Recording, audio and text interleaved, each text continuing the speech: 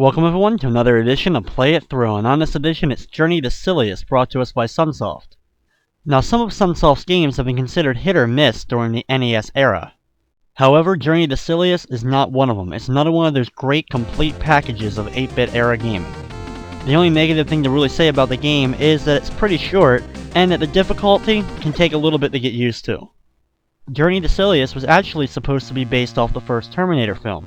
However, Sunsoft lost the rights to Terminator pretty late in development of the game, and instead of scrapping the whole thing, they just kinda converted it, added a new storyline to it, and changed a lot of the in-game sprites. Journey to Silius is also known as RAF World in Japan, another one of those interesting Japanese names. Now, the storyline for Journey to Silius is a little weird because I guess it was tacked on because they lost the rights to the Terminator film. Basically, you have this kid Jay, who his father was working on this colony space project. It takes place in a different time altogether, and terrorists were planning to destroy the colony. Jay's father is killed. They say it was an accident, but he was murdered, and he finds a floppy disk that tells him about the plans of the terrorists and tells Jay to go ahead and go on with his plan even after he's dead. Not a whole lot is really answered other than just this basic storyline that we're given at the beginning of the game, and then we have a little bit more in the actual ending, but not a whole lot. It was just kind of there to make sure that the game at least had some kind of story and made sense. Now, you're going to see right at the start that this is a run-and-gun action game. It's similar to a Contra or a Metal Slug, mixed with like a Mega Man game as well. You have multiple weapons that you get throughout the game. You actually can press the start button and select it. However, every other gun, other than the gun that you start defaultly with, actually uses pieces of your gun meter, which you can see I have two health bars. In the upper left corner, I have my power, which is the red meter, that is my actual health. And then I have a G meter, I assume means gun, which is your other ammo for all your other weapons. Now, each level has two bosses. You have a mini-boss you fight at the end of each stage, and then it goes to an all-black screen, a classic Sunsoft thing to go to an all-black screen to face the main boss of that level. In my opinion, I think the overall levels are much harder to get through than actually get through the bosses, because there's plenty of spots during the boss battles that you can sit there and be completely invulnerable, or at least have a much less chance of getting hit. Now, during the course of the run, I'll give my boss strategies, of course, as well as I'll tell you when it's pretty much the best option to go ahead and change your weapon. However, I will be using the regular gun for the most part. Now, at this part right here, here's our first little mini-boss. It only takes a few seconds to kill, and you use the shotgun to take him out. Just run up close to him. The shotgun is a 3-spread shot, like a shotgun would be an actual spread shot. Get up close to him and just blast him away real quick, just so you can take care of him real quick before you end up taking too much damage. Now, here's the first level's main boss. I suggest using the machine gun to take out these little drones that he sends out first, these little hopping drones. They can be a little bit annoying and a little bit challenging to hit because they do jump around so much, and it's not a complete pattern every time. They don't jump in the same exact one, and even then sometimes you can miss and accidentally not be able to hit them. After you take out 3 of them, the helicopter will fly to the right side of the screen, and then it's going to come back at you, but now on the bottom part. So what I suggest is you have to wait a few seconds, and then you can start jumping up, and you can hit the red or purple flashing globe on the actual top of the helicopter. It's overall really easy to dodge his projectile weapons that he shoots at you. The highest gun is the hardest one to dodge, because if you try to jump over it, you're just going to end up getting hit into it. So watch out for the top one, but the other two you can easily jump over, and every time you jump over them, deliver a shot to that purple globe, and after only a few shots or so, he's taken care of, and we move on to stage number 2. This is one of those games that, in your instincts, you're going to think it's best to just kind of sit there, take everything out before moving ahead in the stage. You want to make sure everything's dead before you move on to the next platform. However, it's really pretty much best to kind of just keep going as fast as possible and taking out things as much as you can as you're going through. If you try to stay still sometimes and try to take out everything around you, you're going to end up taking a lot more damage than you would if you just decided, hey, I'm going to get hit by one bullet, get hit, that little bit of invulnerability that you're going to get, just run through the enemies and get past them. One of the interesting gameplay elements of Journey to Silius that makes it a little bit unique is the falling animation, or the jumping overall in the game.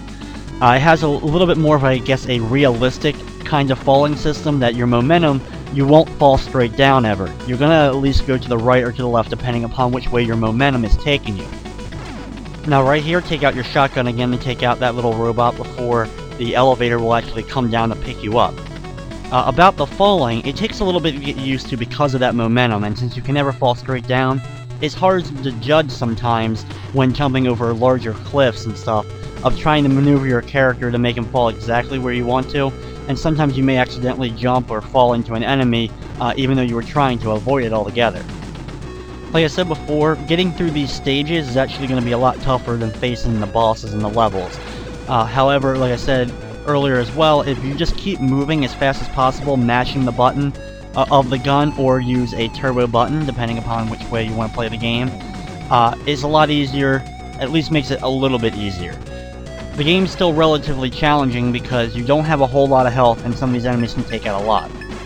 Now here is our second little mini-boss before our boss, and he comes at you, but if you jump enough and try to keep shooting as fast as possible, if you can time your jumps correctly, you can actually take him out before he gets all the way to the left and actually is able to hit you. Now, in this boss, we're going to use our homing missiles for the first time that we just got from that previous little mini-boss. Go all the way to the left side of the screen, and then jump and fire at that blue or pink glowing sphere in the chest of this robot. As you can see, no matter where he goes, his little claw thing cannot hit us, and his overall pink balls that he throws at us are pretty easy to dodge as well. After only about 6 to 10 shots, he's taken care of, and we move on to our next stage. Like I mentioned earlier in the beginning of the video, that this is an overall pretty short game. There's unfortunately only 5 levels, and once you've played it once, you definitely want to see more of it. You want to continue playing it, and you wish the game was an overall longer title, but since it was based on a film, it's not surprisingly that it was a little bit shorter. A lot of the licensed games tend to be a little bit shorter than some of your more mainstream titles, like comparing this game or Batman, for example, which is another pretty overall short title from Sunsoft, compared to one of their more mainstream titles, as in Blaster Master. A lot of that I think has to do with, since it is a licensed game, like this one and Batman, that you have to rush it in order to get it out in time for the film. It's one of those things that even goes on now. You want to get the game out there as soon as the movie's out, get all those kids that love the movie, go to see it in theaters, and then beg their parents to go ahead and buy it in the video game because they think it's going to be good. The 8-bit era, that used to be hit or miss. You usually can get a pretty decent game that was licensed. Nowadays, your chances of that are pretty much slim and none. Though I must say, there are a few licensed game gems out there even in the new era. Now this is level 3, continuing on pretty much with what we've been dealing with the entire game so far. Running and gunning and shooting all kinds of different robots and gun drones and turrets and all kinds of things that are trying to take us out. Like I said before, and I'll say again, just keep running as much as possible. Only stop when you desperately see that you're going to need to, because you're going to see that trying to make a leap of faith or trying to rush too much will lead you into a death trap. So you want to slow down like I just did for there to wait for the platforms to fall. You don't want to rush those types of areas. However, on just your straight and narrow platforms where you can just run for a long distance, just keep moving. Trying to take out every little enemy will end up resulting in probably either a death or just losing way too much health before you get later into the stage. Now stage 3 actually has probably the easiest overall boss in the game. When you initially get to it for the very first time, you're going to think that, wow, this boss is impossible, or it's one of those ones where it's going to take me a lot of luck to get through it. However, you're lucky enough that they give you one of those blind spots, I call them, where you can just stand there and you're going to be completely invulnerable from being able to be hit by the enemy. Go up the elevator, continue on to the stage. We're going to see a lot more of the same robots that we've already taken care of. We're actually a good portion of a way through the level. We only have a few more corridors to make it through. Okay, so this corridor right here is definitely one of those ones that completely negates what I've said before about running and gunning as quick as possible. Because of the amount of these turrets that are on the wall, as well as these ones that shoot the little lasers up, this is probably the only time you really want to take your time when going through it. Take a little bit of time, you can probably take out everything without actually taking any damage during the course of the corridor. However, once you get past it, then it's just once again continue to the run and gun. We have a series of these lasers that you have to, time yourself correctly before, going through them, and then we come to our stage little mini-boss. pretty easy. You want to jump up to shoot him. He does have an interesting shot, however, it's pretty easy to dodge if you're far enough away from him.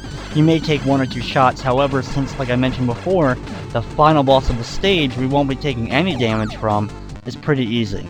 Now equip the laser, which you just got from that previous mini-boss. Stay in here at